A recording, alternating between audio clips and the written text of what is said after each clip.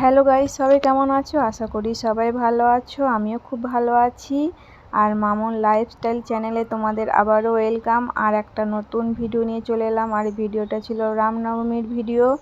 আর এটা ছিল দুদিনের ভিডিও। আগের দিন মানে যেদিনকে রামনবমী তার আগের দিনকে মানে আমাদের ঠাকুর আনা হয়েছিল। সবাই শোভাযাত্রা মানে র্যালি বার করানো হয়েছিল এবছরই প্রথম র্যালি বার করানো হয়েছিল। দিয়ে ঠাকুরটাকে দেখো সবাই মানে ব্যান্ড পার্টি করে আদিবাসী নৃত্য সব নেচে ঠাকুরটাকে মানে আনতে গেছিলো। তারপর দেখো ঠাকুরটাকে নিয়ে সবাই চলে এসেছে। এবার ঠাকুরটা এত সুন্দর হয়েছে না কি বলবো, সবাই আস্তে আস্তে করে ঠাকুরটাকে নামাচ্ছে। আর ঠাকুরটা ভীষণই মানে ভারী ছিল। তারপরে দেখো এইদিকে চারিদিকে মানে গঙ্গা জল ছেটানো হচ্ছে, খুব ভালো লাগছে। আর একটা কি সুন্দর একটা পরিবেশ সৃষ্টি হয়েছে, চারিদিকে সবাই নাচ গান করছে।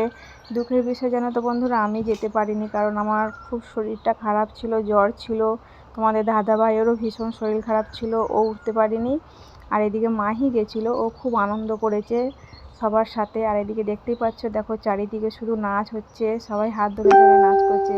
আর একটা কি জানো তো বন্ধুরা, আর এই মন্দিরটা জানো তো মানে মানে তিনটে হনুমান এখানে মানে একসাথে তিনটে হনুমান না মারা গেছিলো। দিয়ে এই জায়গাটা যেখানে মন্দিরটা হচ্ছে না, এই জায়গাটায় তিনটে হনুমানকে না পোতা হয়েছিল জানো তো। দিয়ে তারপর থেকে এখানে পুজো করা হয়। আর এই মন্দিরটা জানো তো 2013 না 14 সাল থেকে মানে একটু একটু করে কাজ হচ্ছিল। মন্দিরটা মানে কমপ্লিট করতে পারছিল না। বুঝতেই তো পারছো, টাকা পয়সার অভাবের জন্য সবাই খুব কষ্ট করে এখানকার ছেলেরা মানে আমাদের ক্লাবের ছেলেরা মানে মন্দিরটাকে তৈরি করেছে। আর সেই মন্দিরটা 2026-এ পুরো কমপ্লিট হয়, ওই জন্য এই বছর উদ্বোধন হয়েছে।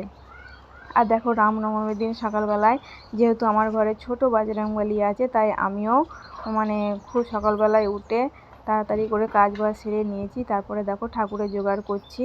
আর আমি তোমাদের দাদা ভাইকে বললাম যে এবারে পুজোটা তুমিই করো। আরও পুজো করতে ভীষণই ভালোবাসে। তারপরে দেখো আমি একটা জবা ফুলের মালা আর একটা আকন্দ ফুলের পাতার মালা তৈরি করে নিলাম। দিয়ে দেখো আমি এদিকে রেডি হয়ে নিয়েছি, আবার এদিকে যাব বজরংবলীর মন্দিরে। এইদিকে তারপরে দেখো আমি মোটামুটি সব কমপ্লিট করে নিয়েছি। আর তোমাদের দাদা এদিকে পুজো করতে বসেছে, আরতি করছে। তারপরে আমি চলে গেলাম মন্দিরে পুজো দিতে। আর এদিকে যেহেতু মানে দুজনেরই শরীরটা খারাপ, ওই জন্য আমরা হাতে ফাতে করে নিয়েছিলাম। তারপরে এবারে খালি মন্দিরে যাচ্ছি আর বাড়ি আসি, যেহেতু বাড়ির কাছে মন্দির, একবার করে শুধু মানে দেখতে যাচ্ছি যে কতটা পুজো হলো। আমি যেহেতু পুষ্পাঞ্জলি দেবো না খেয়ে আছি, আর একবার করে যাচ্ছি বাড়িতে, যেহেতু রান্না চাপিয়ে এসেছি, তাই এই মানে আসছি আর যাচ্ছি। আর দেখো শেষবেলায় সবার মানে কমপ্লিট হয়ে গেছে পুষ্পাঞ্জলি দেওয়া। এরপর আমি দেখো পুষ্পাঞ্জলি দিলাম। আর আমার এই ভিডিওটা তোমাদের কেমন